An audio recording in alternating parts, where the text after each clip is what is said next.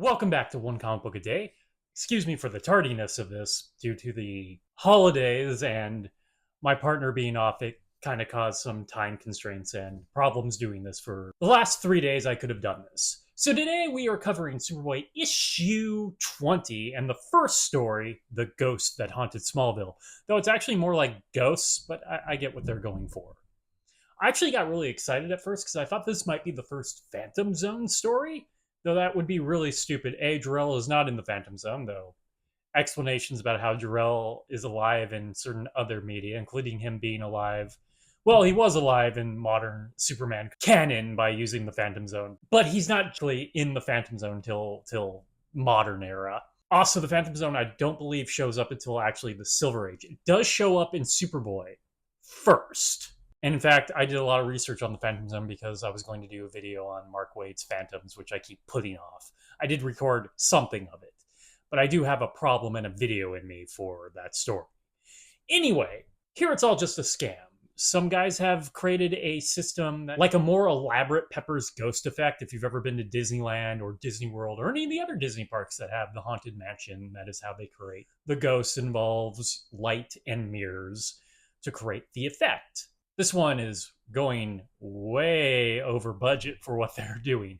But basically, as people get in, they've somehow gathered information about them to show a loved one or an ancestor of some kind who reveals something.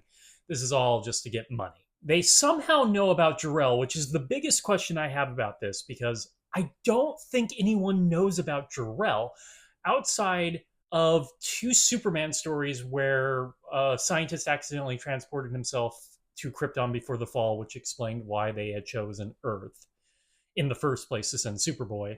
Clark. Kal-El. Can I think of another name? Let's not go that far. And a story where Luthor found a video of Jor-El.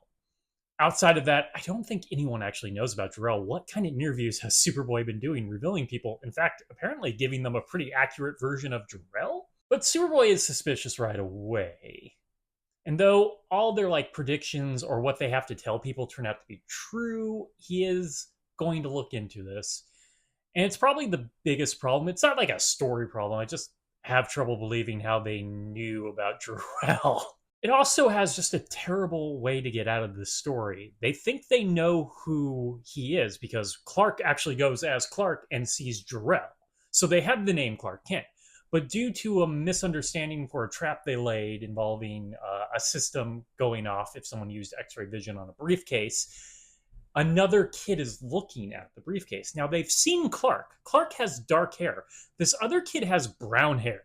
Yet they seem to think Clark Kent is some sort of made-up alias. They don't look the same. They end up capturing the other kid and think Clark Kent is no one. If they had done any due diligence, and apparently they're really good at research, and looked into Smallville School, they would have found Clark Kent. Clark Kent exists. That's maybe another little plot hole. Maybe not quite plot hole. It's a stupid contrivance so they don't have to really work hard to get out of the problem that they should know who Clark Kent is.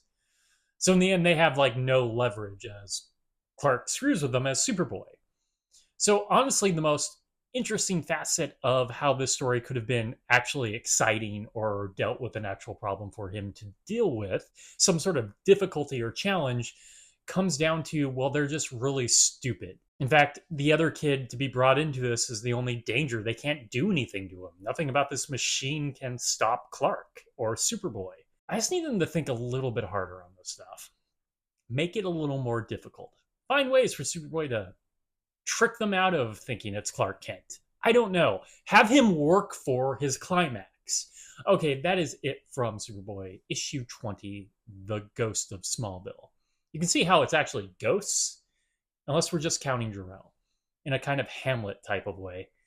If you enjoyed this video, please like and subscribe, hit the bell icon to get notifications when a new video goes up. I do this Monday through Friday, but Fridays is Bat Friday, where I cover a Batman story to either Detective Comics or Batman. And until next time, let's ponder the question, whatever did happen to the boy of tomorrow? And why didn't they look up Clark Kent? How stupid are they? Okay, have a great